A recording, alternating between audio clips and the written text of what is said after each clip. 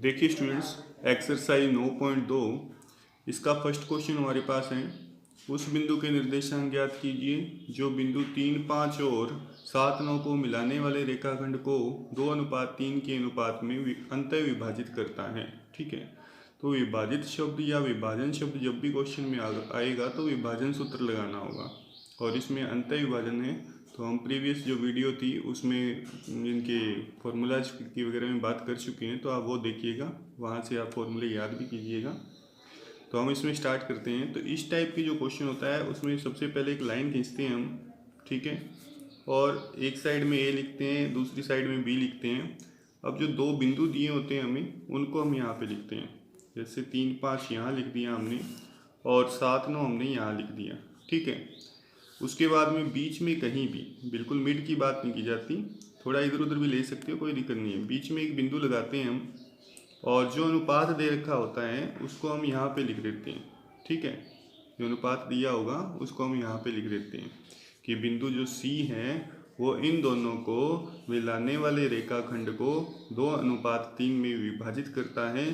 तो इस बिंदु सी के निर्देशांक ज्ञात करने हैं। ठीक है स्टूडेंट्स, इस बिंदु सी के हमें निर्देशांक ज्ञात करने हैं। तो हम यहाँ पे लिख देते हैं x1 y1, यहाँ हम लिख देते हैं x2 y2। ठीक है, यहाँ लिख देते हैं हम m1 m2।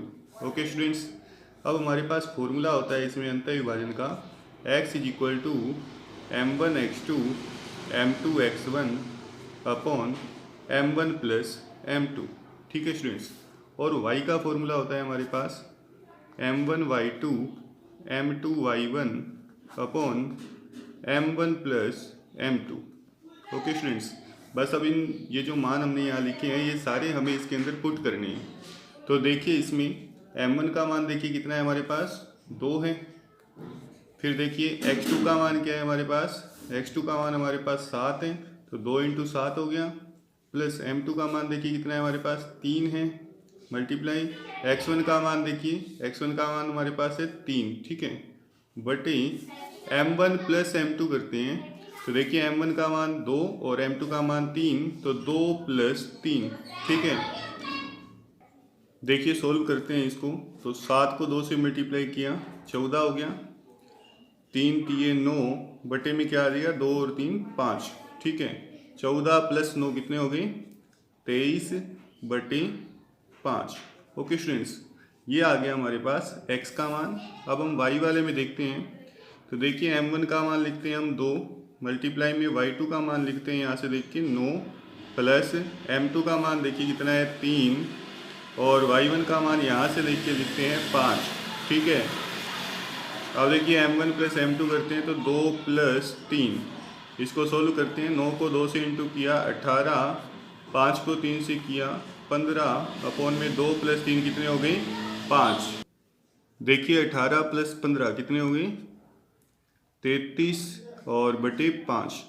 तो हमने x और y के मान निकाल लिए। यही हमारे पास c है जो कि इनको विभाजित करता है, तो हम फाइनल आंसर लिख देते हैं। अतः वह बिंदु क्या हो जाएगा, 23/5, 33/5। ओके स्टूडेंट्स, आई थिंक समझ आया होगा।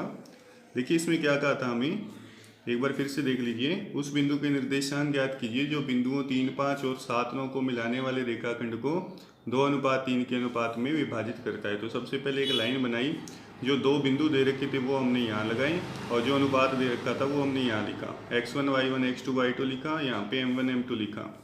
अब अंतः विभाजन के ये 2 फॉर्मूले थे हमारे पास, इनको लिख दिया हमने। उसके बाद में इसके अंदर हमने यहाँ से देख के बस मान लिखे और थोड़ा सोल्व किया, और सिंपल क्वेश्चन है स्टूडेंट्स, आई थिंक समझ आया है आपको। देखिए सेकंड क्वेश्चन है हमारे पास, उस बिंदु के निर्देशांक ज्ञात कीजिए जो बिंदुओं 5 - 2 और -1 से 1/2 4 को मिलाने वाले रेखाखंड को 7:9 में बाह्य विभाजित करता है। ठीक है, तो देखिए करते हैं इसे अपने। सबसे पहले तो एक लाइन खींची, यहाँ पे a लिख दिया, यहाँ पे b लिख दिया।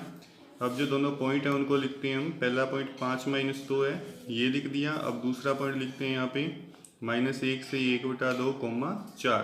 ठीक है, और जो एक पॉइंट लेना होता है बीच में वो हमने यहाँ पे ले लिया। और अनुपात को कहाँ लिखते हैं, यहाँ सेंटर में लिख देते हैं।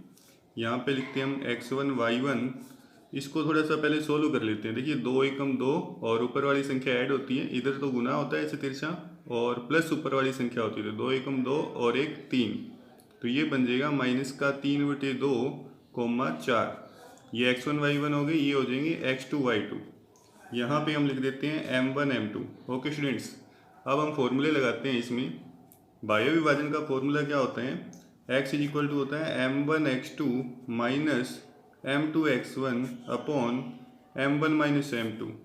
ऐसे ही y का फॉर्मूला होता है इसमें m1 y2 minus m2 y1 upon m1 minus m2। Okay students, अब हम इसमें वैल्यू पुट करते हैं। देखिए m1 की वैल्यू कितनी है 7, x2 की वैल्यू देखिए माइनस की 3/2, ठीक है, माइनस m2 की वैल्यू कितनी है 9, और x1 की वैल्यू हमारे पास 5, अपॉन में m1 माइनस m2, तो 7 माइनस 9, ठीक है।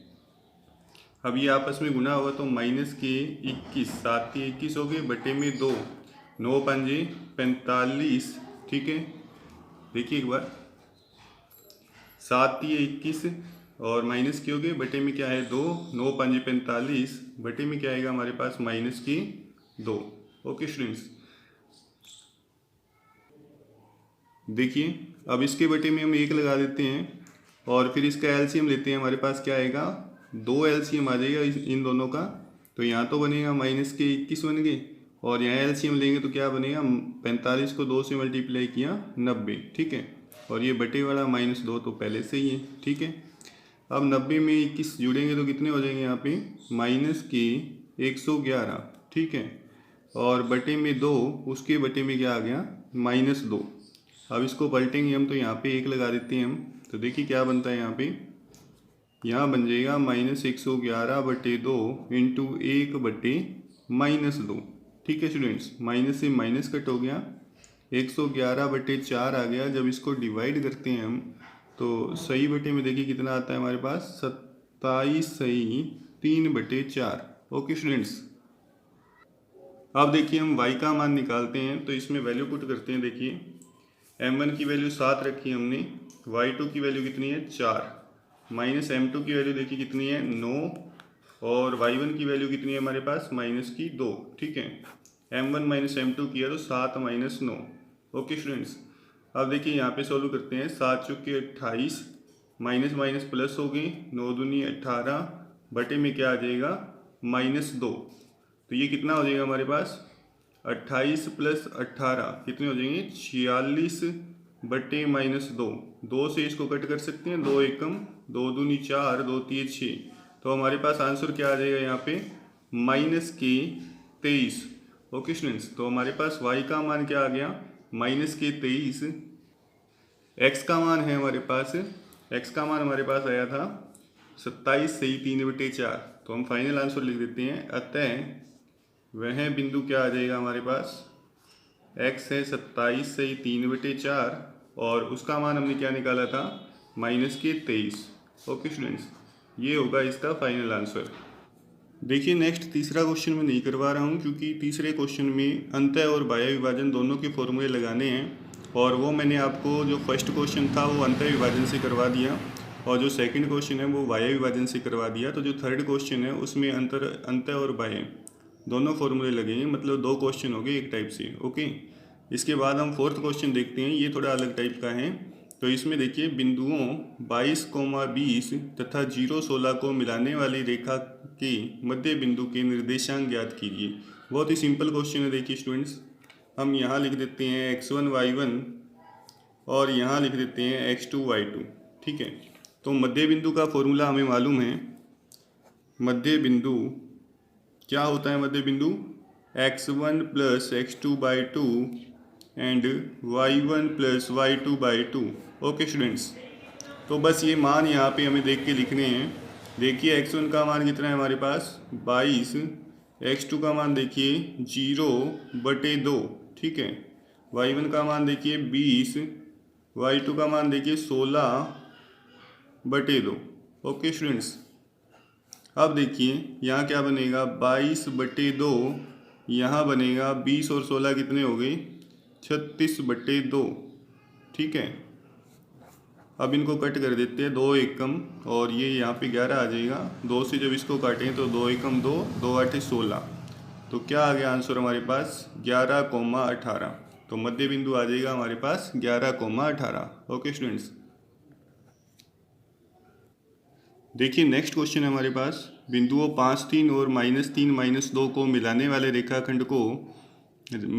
रेखाखंड x अक्ष द्वारा किस अनुपात में विभाजित होता है। मतलब इस क्वेश्चन में हमें अनुपात ज्ञात करना है। अनुपात हमें नहीं दिया हुआ और देखिए हिंट मिल रहा है कि विभाजित का हुआ है, इसका मतलब विभाजन सूत्र तो काम में आएगा ही।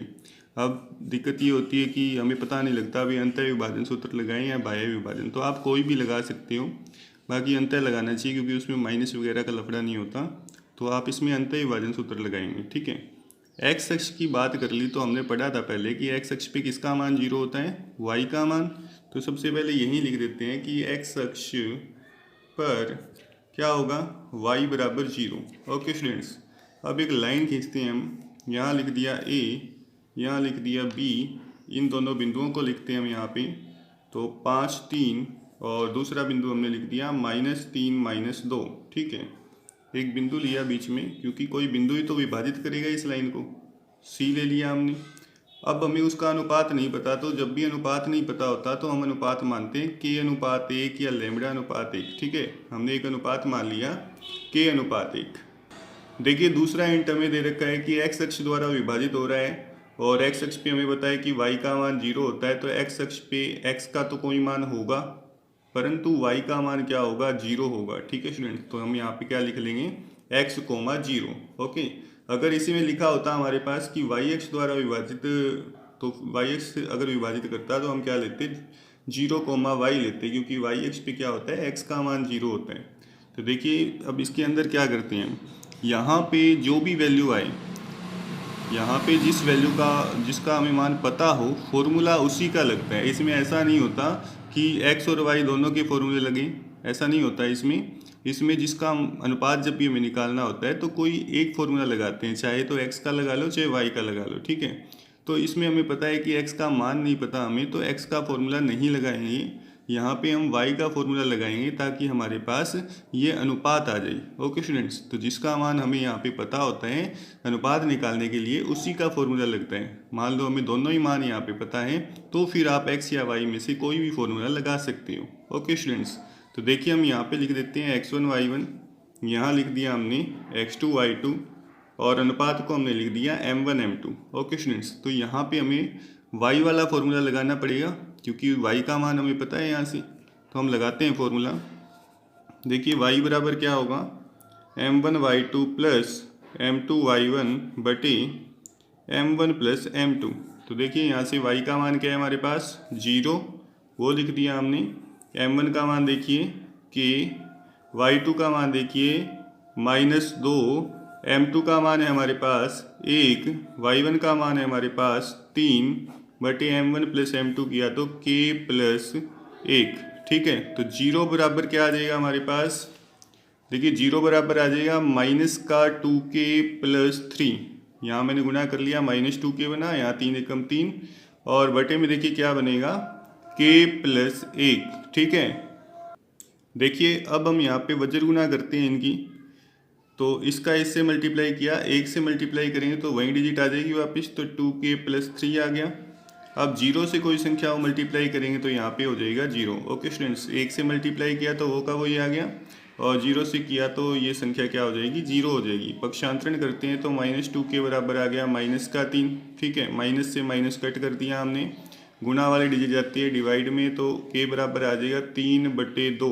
ओके स्टूडेंट्स, तो यही हमारे पास क्या होगा, अनुपात होगा, यही क्या होगा हमारे पास, अनुपात होगा। ये हो जाएगा इसका answer. Okay students, I think आपको समझ आया होगा।